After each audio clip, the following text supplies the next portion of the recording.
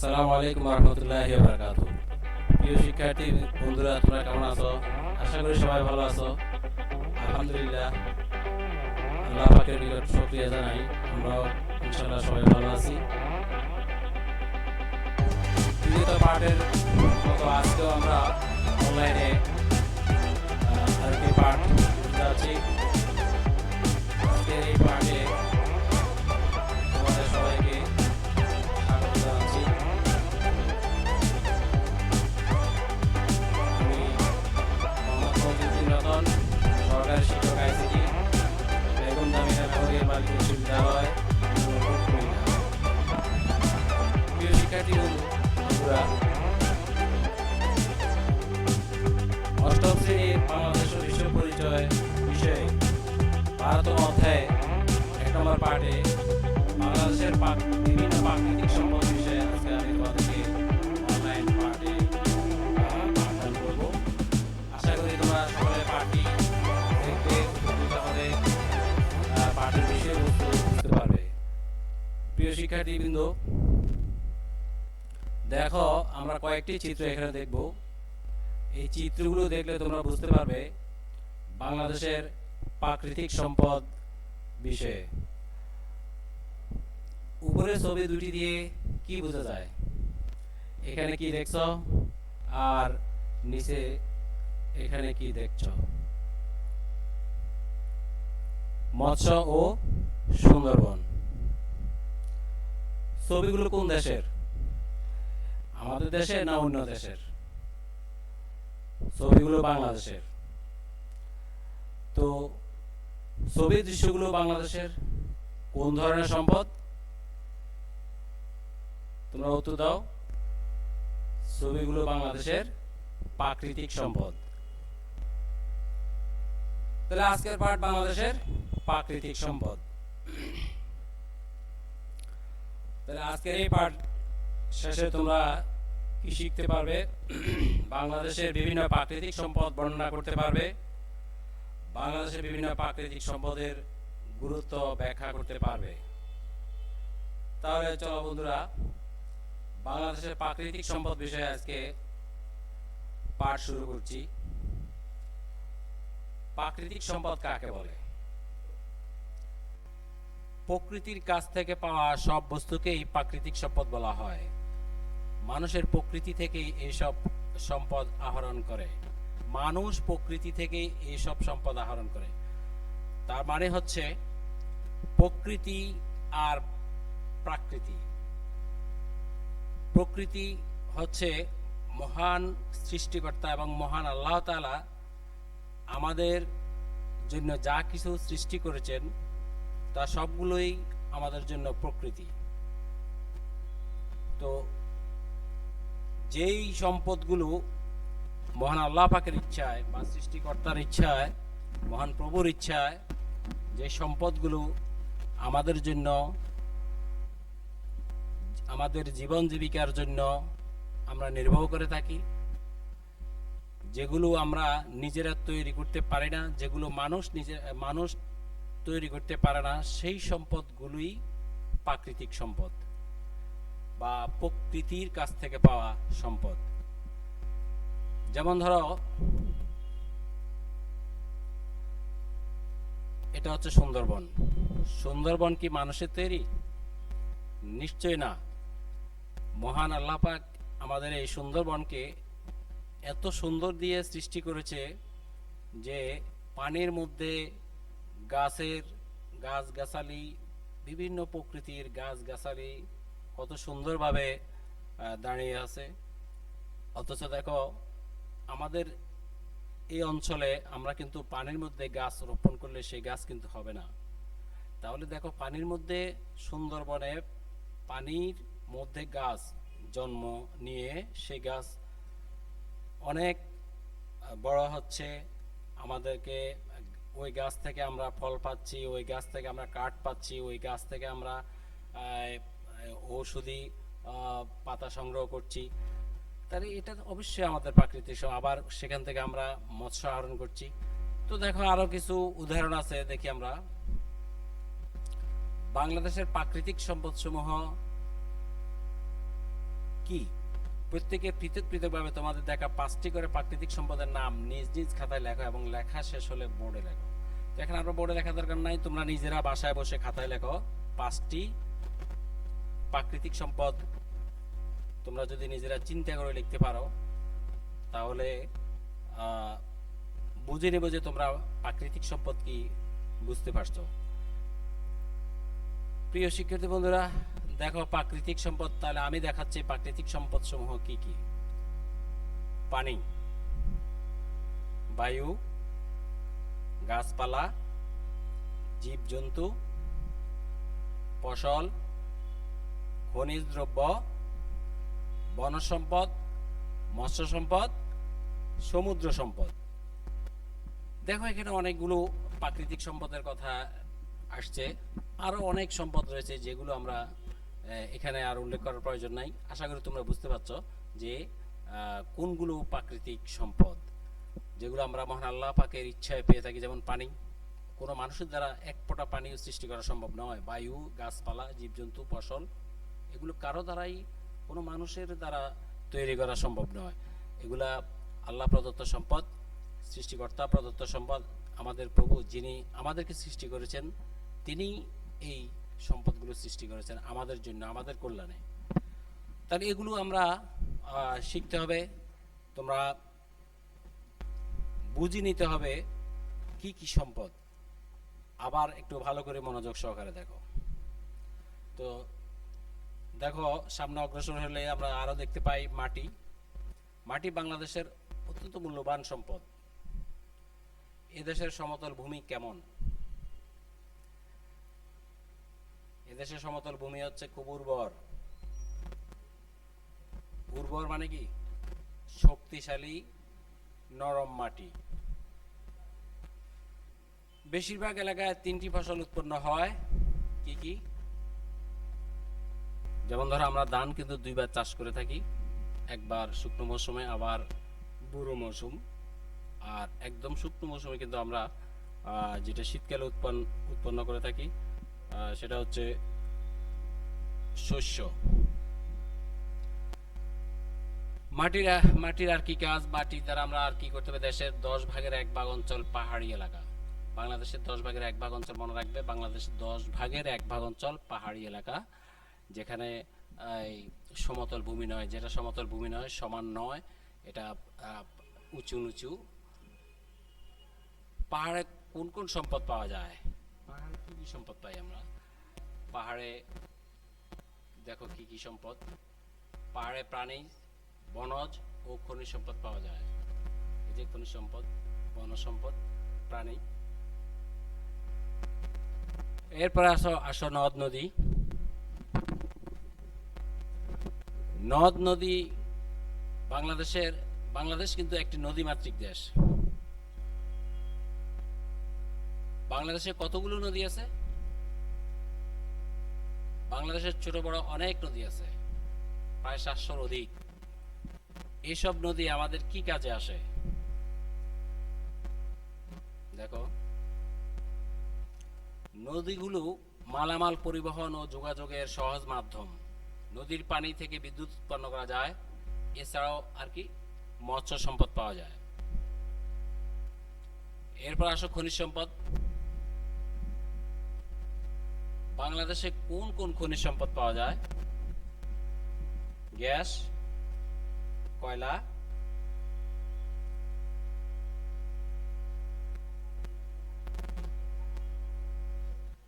তারপরে তেল, manganese, silica বালি, চীনামাটি পাওয়া যায়। তাহলে বাংলাদেশে তেল, গ্যাস, ম্যাঙ্গানিজ, কয়লা, সিলিকা বালি ও চীনামাটি পাওয়া যায়। এগুলো হচ্ছে খনিজ সম্পদ, যেগুলো মাটির তলদেশ থেকে যে সম্পদ আমরা আহরণ করি সেই সম্পদগুলোকে বলা হয় খনিজ সম্পদ। তাহলে তোমরা নিজেরা দলগত নয়, বাসায় বসে এককভাবে একটি কাজ করো। চিত্র দুইটির মধ্যে কোন ধরনের পার্থক্য দেখা যায়? প্রথম চিত্রটি একটি পূর্ণাঙ্গ ইলিশের, কিন্তু দ্বিতীয় চিত্রটি ঝাটকা ইলিশের। প্রাকৃতিক সম্পদ রক্ষার জন্য দরকার সুষ্ঠু পরিকল্পনা। এর সপক্ষে যুক্তি দাও।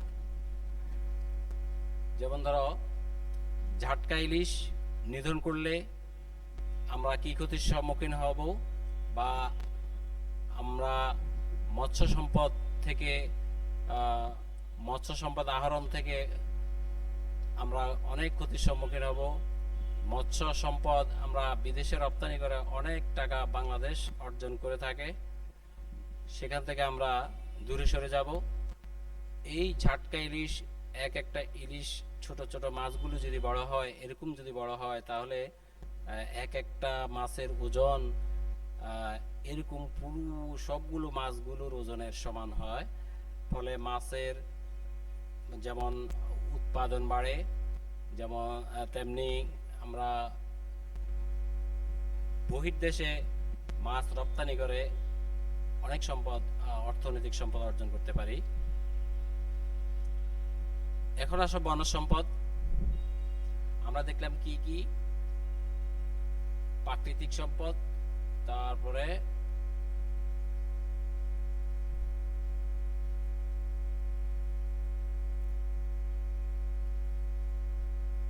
প্রাকৃতিক সম্পদের আমরা এই অংশগুলো দেখলাম, মাটি দেখলাম, নদ নদী দেখলাম, তারপরে খনিজ সম্পদ দেখলাম, তারপরে বনজ সম্পদ দেখতে যাচ্ছি। এখন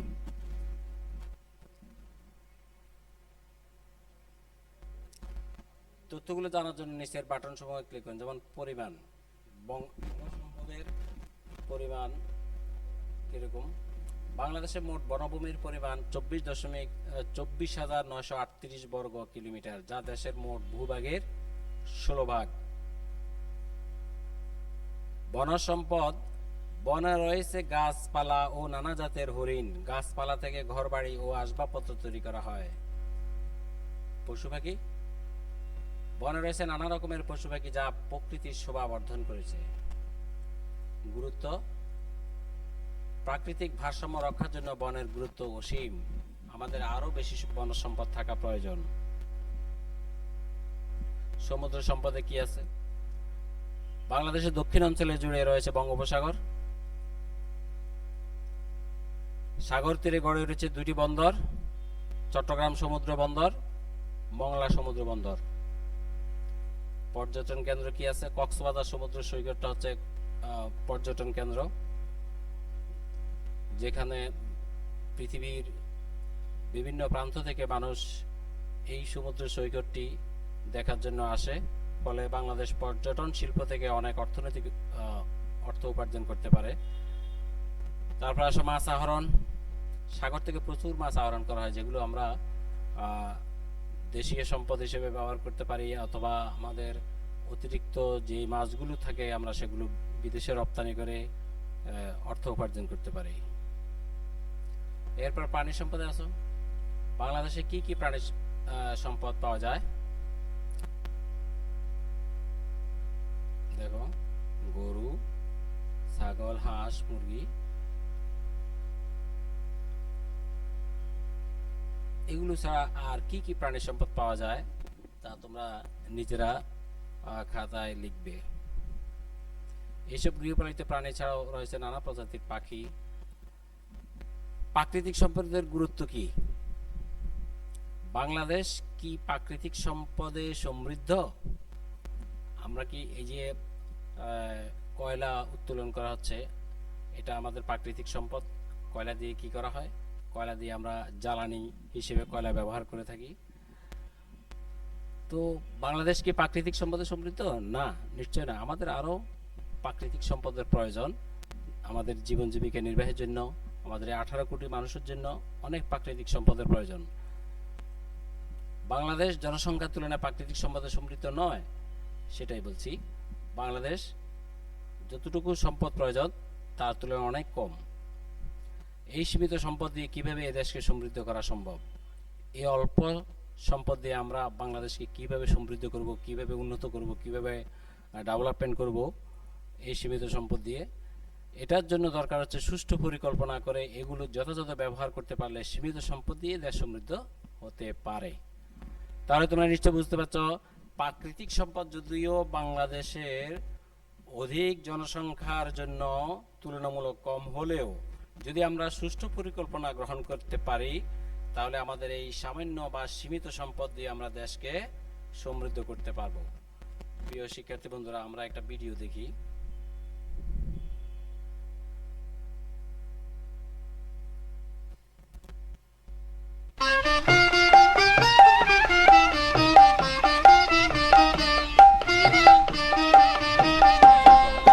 সোনা সোনা সোনা লোকে বলে সোনা সোনা নয় তত খাঁটি, বলো যত খাঁটি তারও চেয়ে খাঁটি বাংলাদেশের মাটি রে আমার বাংলাদেশের মাটি, আমার জন্মভূমির মাটি। সোনা সোনা সোনা লোকে বলে সোনা সোনা নয় তত খাঁটি, বলো যত খাঁটি তারও চেয়ে খাঁটি বাংলাদেশের মাটি রে আমার বাংলাদেশের মাটি, আমার জন্মভূমির মাটি।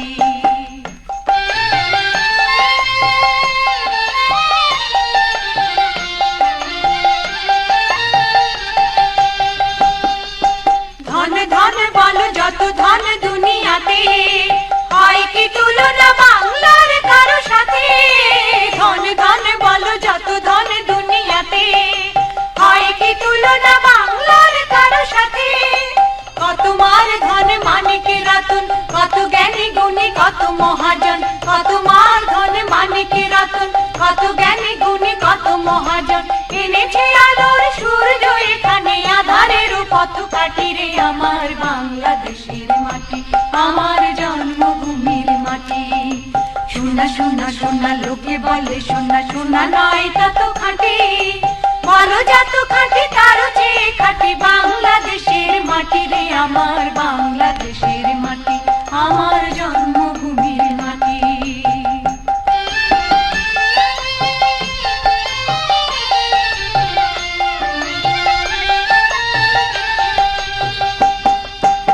এই মাটি তলে ঘুমায়েছে অবিরাম রফিকে শফিকে বরকত কত নাম, এই মাটি তলে ঘুমায়েছে অবিরাম রফিকে শফিকে বরকত কত। এর মাধ্যমে দেখা প্রাকৃতিক সম্পদ সময়ের মধ্যে আমাদের দেশের উন্নয়নের ক্ষেত্রে কোনটি বেশি ভূমিকা রাখতে পারে তার সম্পর্কে তোমরা নিজেরা যুক্তি উল্লেখ করবে, বাসায় বসে লিখবে। আমরা একটু মূল্যায়ন করি। নিচের কোনটি প্রাকৃতিক সম্পদ? নিচে থেকে উত্তর দাও। টাকা পয়সা, ঘর বাড়ি, সাঁকো, সমুদ্র। এখানে কোনটি আমাদের জন্য প্রাকৃতিক সম্পদ? অবশ্যই সমুদ্র। বাংলাদেশের খনিজ সম্পদ কি? কয়লা, প্রাকৃতিক গ্যাস, সিলিকা বালি। কয়লা, প্রাকৃতিক গ্যাস, সিলিকা বালি। এখানে অবশ্যই তিনটা।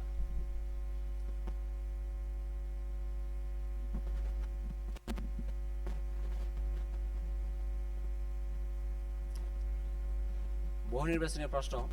সলিম মাঝি প্রতিদিন তার নৌকা চালিয়ে যমুনা নদী পাড়ি দিয়ে ধান, চাল ও অন্যান্য মালামাল এক পাড় থেকে অন্য পাড়ে আনা নেয়া করে। সলিম মাঝি প্রাকৃতিক কোন সম্পদ কাজে লাগিয়ে জীবিকা নির্বাহ করে? সমুদ্র সম্পদ, নদী সম্পদ, বনজ সম্পদ, মাটি সম্পদ। অবশ্যই নদী সম্পদ। অষ্টম শ্রেণীর শিক্ষার্থীরা জানুয়ারি মাসে ভ্রমণের জন্য সমুদ্র তীরবর্তী অরণ্য সুন্দরবনে যায়। সেখানে হরিণ ছানার দৌড়ানোর বিরল দৃশ্য দেখে তারা মুগ্ধ হয়। একটু সামনে এগুতে দেখে নানা রং বেরঙের পাখিরা কলরব করছে। অষ্টম শ্রেণীর শিক্ষার্থীরা ভ্রমণে গিয়ে যে ধরনের জীব দেখতে পেল সেগুলো কোন ধরনের সম্পদ? খনিজ সম্পদ, বনজ সম্পদ, সমুদ্র সম্পদ, প্রাণীজ সম্পদ। অবশ্যই প্রাণীজ সম্পদ হবে।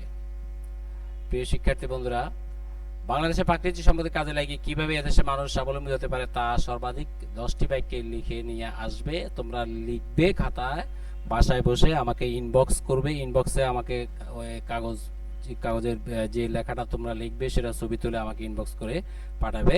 তো আজকের পার্টে আমরা এ পর্যন্তই থাকি। প্রিয় শিক্ষার্থী বন্ধুরা, আশা করি তোমরা পার্টটি দেখে অনেক উপকৃত হবে, বুঝতে পারবে বাংলাদেশের প্রাকৃতিক সম্পদ বিষয়ে কি কি সম্পদ রয়েছে আমাদের, আমরা কি কি সম্পদ দেশ হিসেবে বা আমাদের সম্পদের তুলনায় আমরা অধিক মানুষ হয় আমাদের সম্পদের যথাযথ ব্যবহার যদি করতে পারি তাহলে আমরা স্বাবলম্বী হতে পারবো ইনশাল্লাহ। ধন্যবাদ সবাইকে, ধন্যবাদ। আগামী পাঠ দেখার জন্য স্বাগত জানিয়ে আজকের মতো এখানে বিদায় নিচ্ছি। আসসালামু আলাইকুম রহমতুল্লাহ।